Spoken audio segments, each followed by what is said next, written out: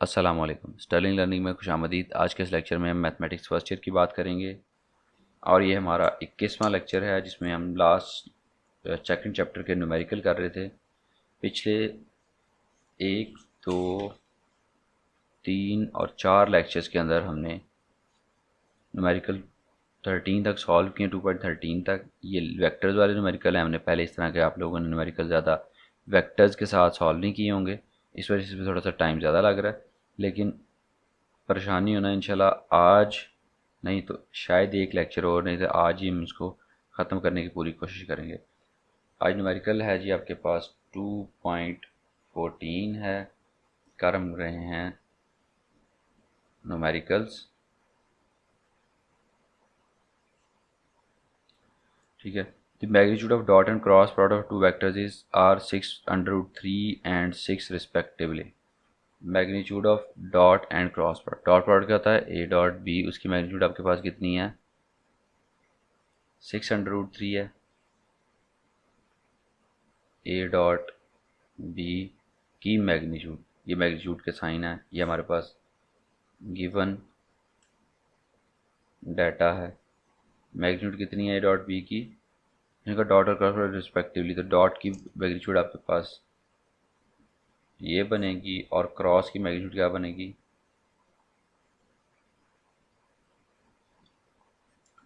6। तो find angle between the vectors, तो हमने थीटा फाइंड करना है। हमने फाइंड क्या करना है, theta equals to what.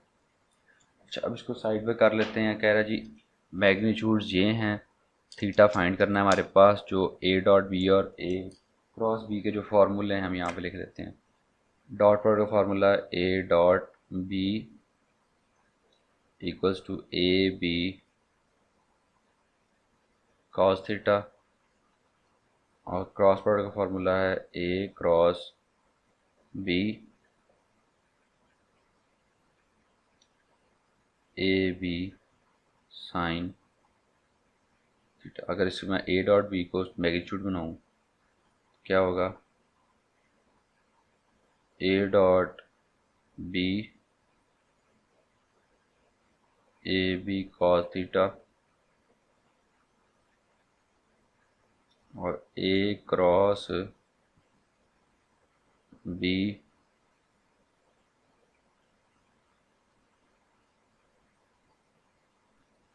A B sine theta. ठीक है, अब हमने फाइंड करना है थीटा। थीटा फाइंड करने के लिए अगर हम टैन थीटा में चले जाएं तो टैन इनवर्स हम आराम से निकाल लेते हैं। ये हमने बहुत सारे सवाल इस तरह से पहले इधर भी किए हुए हैं और हमने ट्रिग्नोमेट्री के अंदर बहुत ज़्यादा ये वाला इस तरह से हम सवालों को करते रहे हैं। अभी टैन थीटा किसके बराबर होता है,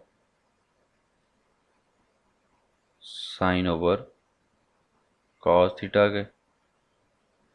अभी यहाँ पे अगर मैं इस इक्वेशन 2 कह लेता हूँ, इसको 1 कह लेता हूँ, तो मैं 2 को ऊपर रखूँ 1 पे डिवाइड करूँ तब मेरे पास ये चीज़ आती है। तो मैं करूँगा A cross B magnitude over A dot B magnitude equals to A B sine theta over A B cos theta. A B के साथ कैंसिल हो गया। यहाँ पे मैग्नीट्यूड लगा देंगे जो ऊपर वैल्यूज़ दी हुई हैं। ए क्रॉस बी आपके पास 6 आ गया और ए डॉट बी की मैग्नीट्यूड आपके पास 6√3 आ गई equals to sine theta over cos theta. 6 से कट गया, यहाँ पे 1/3 अंडर रूट आ गया। साइन ओवर कॉस किसके बराबर होता है, टैन थीटा के बराबर। अब थीटा हमने फाइंड करना है, एक तरफ रह जाएगा टैन, दूसरी तरफ जाके इनवर्स हो जाएगा 1/3 अंडर रूट के साथ। तो थीटा की वैल्यू आपके पास क्या आ जाएगी,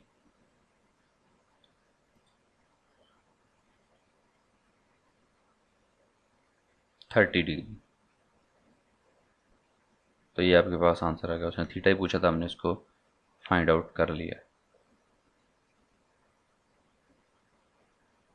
ओके, अगला जो न्यूमेरिकल है 2.15, वो क्या कहता है जी, a load of 10 newton is suspended. अच्छा जी, इसकी साथ साथ फिगर बनाते हैं, फिर समझ आ जाएगी। 10 न्यूटन का लोड है, दैट मीन्स इसका वेट है, suspended from a cloth line, it distorts the line. Cloth line मतलब यहाँ से लेके यहाँ तक, यहाँ पे एक तार लगी हुई है जिसके ऊपर हमने उसको बर्तन कपड़ों को बांधा। कहता है वज़न बांधने से क्या हुआ, ये डिस्टॉर्ट हो गई है ये आपके सेंटर पे line, so that it makes an angle 15 degree with horizontal at each and.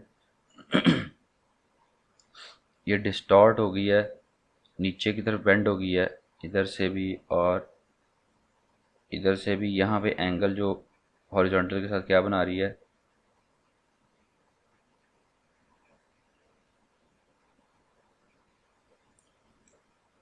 यहाँ पे एंगल बना रही है 15 डिग्री, और यहाँ पे एंगल बना रही है 15 डिग्री एट ईच एंड, दोनों साइडों पे। Find the tension in the cloth line, तो टी फाइंड करना।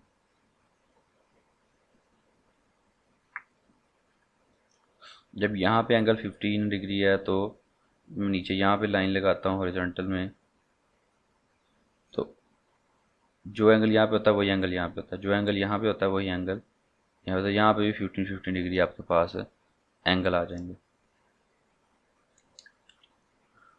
अब हमें फाइंड करनी है टेंशन। वेट हमारे पास कितना है, यहाँ पे जो बंधा हुआ है नीचे 10 न्यूटन है, 2.15 न्यूमेरिकल है, 14 हो गया।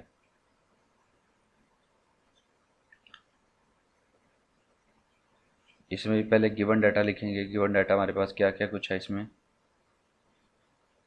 W है 10 न्यूटन जो वेट दिया गया, जो बांधा गया, और थीटा है आपके पास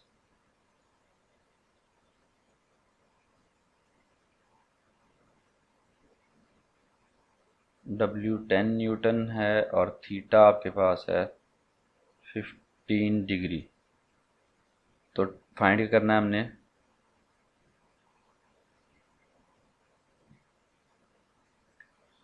अब यहाँ पे, क्योंकि ये जो सस्पेंडेड है मतलब रुका हुआ है, तो यहाँ पे एक कंडीशन ऑफ इक्विलिब्रियम अप्लाई होंगी। कंडीशन ऑफ इक्विलिब्रियम क्या है हमारे पास, फर्स्ट कंडीशन ऑफ इक्विलिब्रियम कि ये इसके ऊपर जो जितनी भी फोर्सेस एक्ट कर रही हैं they are their algebraic sum is 0।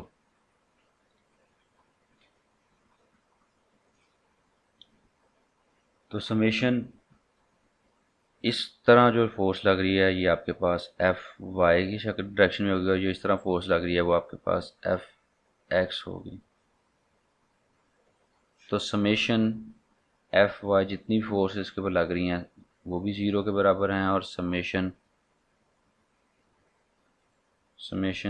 Sorry यहाँ पे एफ वाई है तो यहाँ पे साथ ही इसके समेशन एफ एक्स भी इक्वल टू 0। अब यहाँ पे टेंशन की फोर्स अपवर्ड एक्ट कर रही है, वेट की फोर्स डाउनवर्ड एक्ट कर रही है, लेकिन ये तो डायरेक्टली डाउनवर्ड है, ये तो वर्टिकल मूव कर, लेकिन ये टेंशन जो है ये is making an angle of 15 degree with each other and. तो इसका हॉरिजॉन्टल और वर्टिकल कंपोनेंट निकालेंगे, क्योंकि हॉरिजॉन्टल वर्टिकल ने वर्टिकल के साथ ऐड होना, हॉरिजॉन्टल ने हॉरिजॉन्टल के साथ। वर्टिकल कंपोनेंट इसका क्या होगा, टी साइन थीटा, और इसका हॉरिजॉन्टल कंपोनेंट क्या होगा, टी कॉस थीटा। इधर भी वही बात, इधर भी वही बात, और थीटा यहाँ पे 15 है तो मैं टी साइन 15 डिग्री लिखूँगा, टी कॉस यहाँ पे भी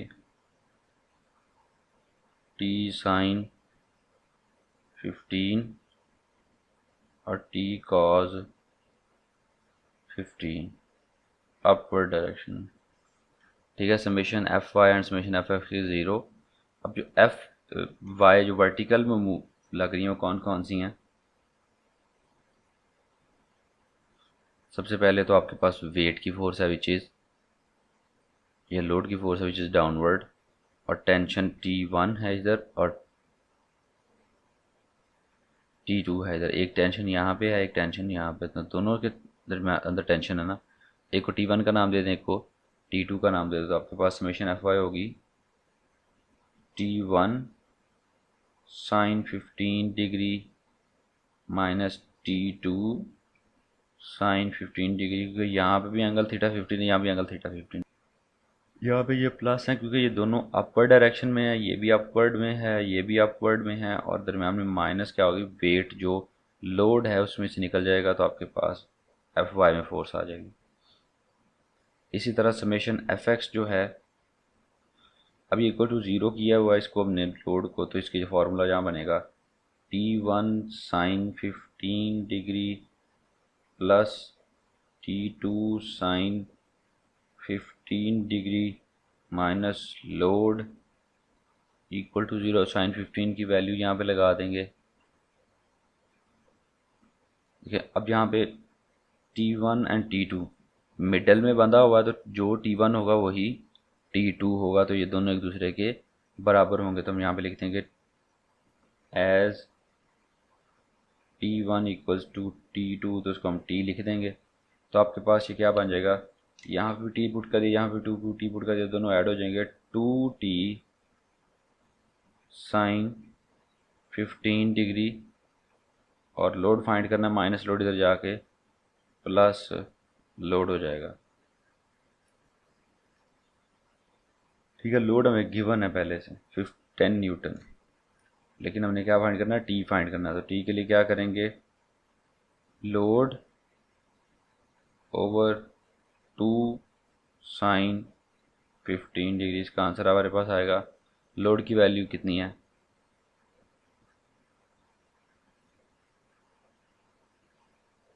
लोड की वैल्यू आपके पास 10 है, 10 ओवर 2 साइन 15 डिग्री, ये इसके साथ कट गया, तो आपके पास 5 over sine 15 degree, sine 15 degree की वैल्यू लगाएं, 5 पे डिवाइड करें, तो आपके पास 19.3 न्यूटन टेंशन आती है। तो दोनों के अंदर इक्वल है।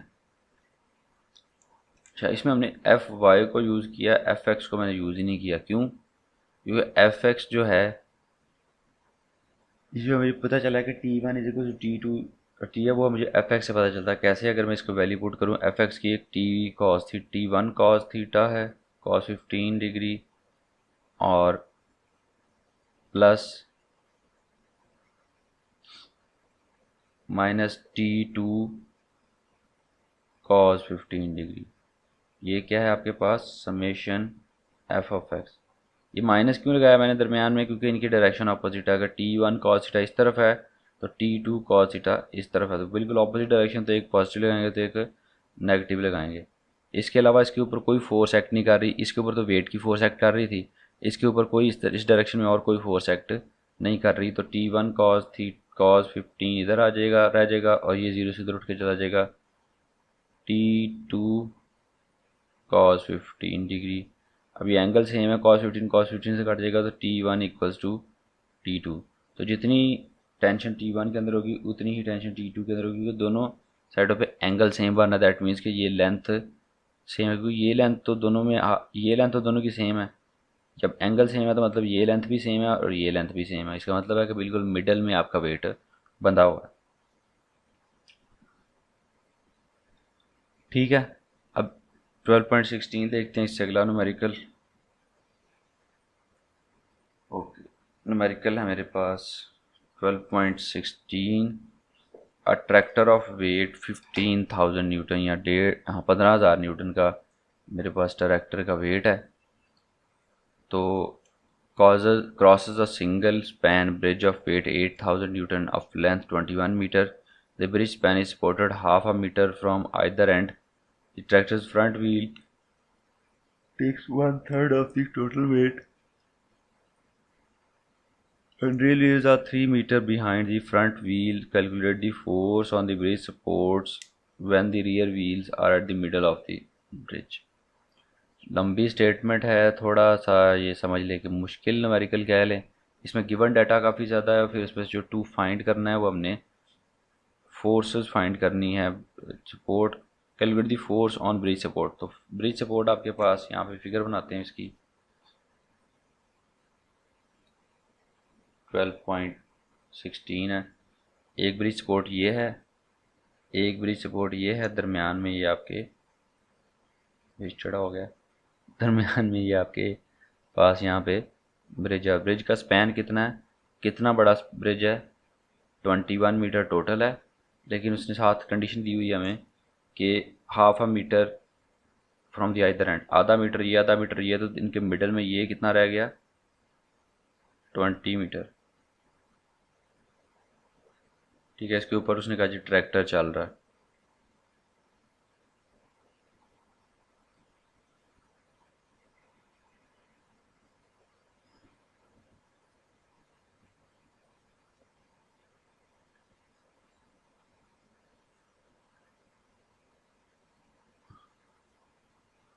ट्रैक्टर चल रहा है और ये जो है ये रियर व्हील्स जो हैं are the in the middle of the bridge. तो इसकी जो गिवन डाटा है, वेट उसने दिए हुए हैं दोनों। वेट है ये ट्रैक्टर का कितना, 15,000 न्यूटन, और ब्रिज का वेट कितना है, W2 उसको नाम दिया है, वो कितना है, 8,000 न्यूटन। ये गिवन डाटा है, इसको फिर लिखते हैं। W1 equals to 15,000 and W2 is 8,000 newton. Length कितनी है, 21 मीटर है, तो 1 मीटर निकल गई, तो 20 इसको यूज़ करेंगे आप।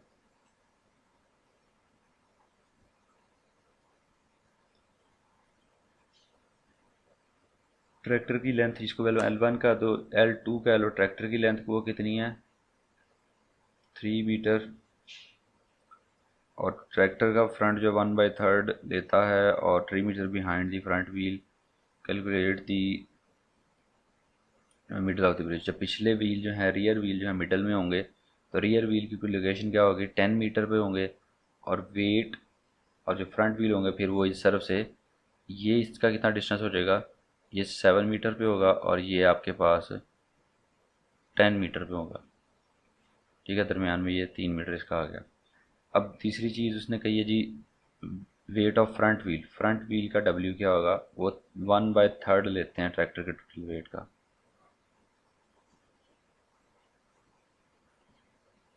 1/3 ऑफ 15,000 न्यूटन, 3×5=15, तो 500 न्यूटन ये आ गया। फ्रंट व्हील आपके पास आ गया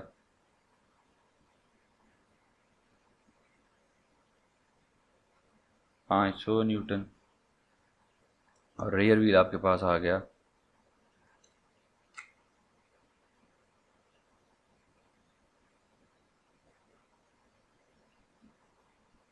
1000 न्यूटन।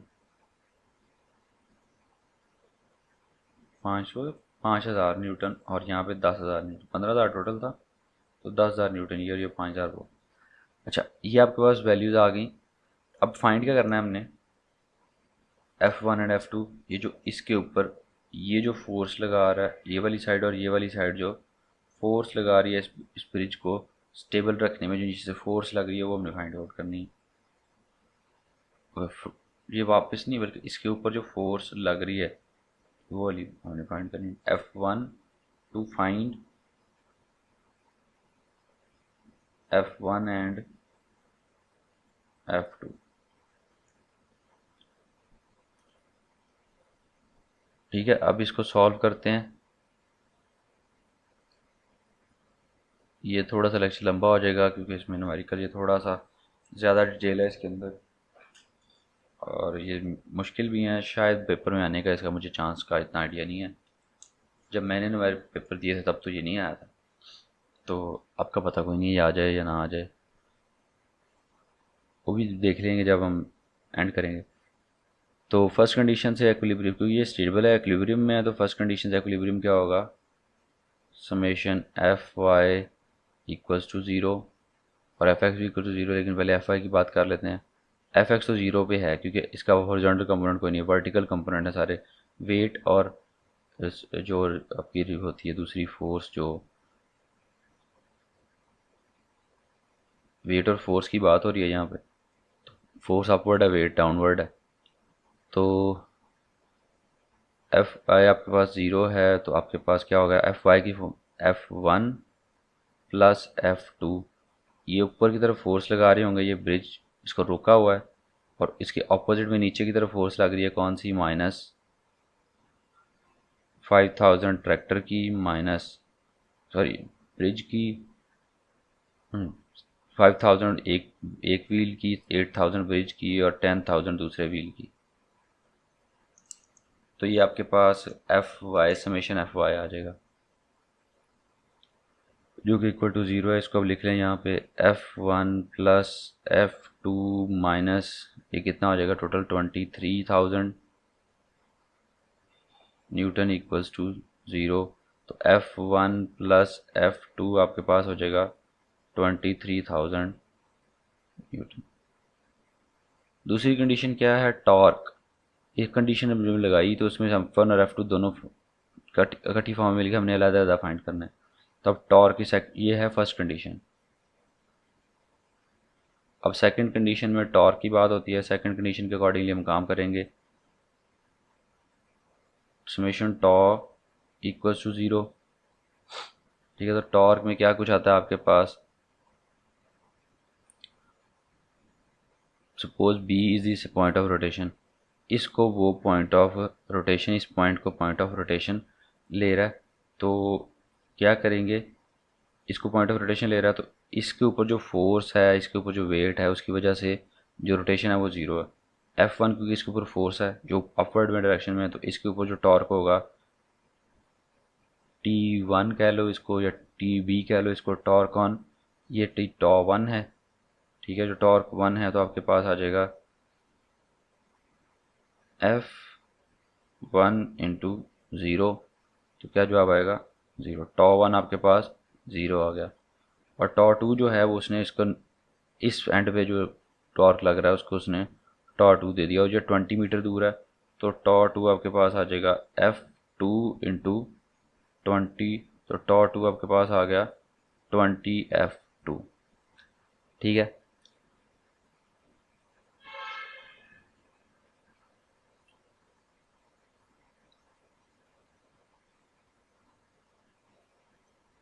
और T3 आपके पास नाम दे दिया है इसको जो इसकी वजह से लग रहा है, और T4 जो है वो इसकी वजह से जो यहाँ पे लग रहा है। हर चीज़ नीचे की तरफ, जो ये ऊपर की तरफ है तो वो नीचे की तरफ फोर्स लगा रहे हैं, ये ऊपर की तरफ टॉर्क लगा रहे हैं तो ये नीचे की तरफ, तो इसका साइन ऑपोजिट होगा, उसका साइन ऑपोजिट होगा। तो इनको अगर हमने पॉजिटिव लिया है, जो अपवर्ड लगा रहे हैं, तो T3 और T4 दोनों क्या होंगे, नेगेटिव होंगे। तो T3 किस तरह से निकलेगा, 10 मीटर दूर है और वेट इस इधर रियर व्हील का वेट कितना है, 15,000, सॉरी रियल व्हील का वेट है 10,000 न्यूटन। 10 इंटू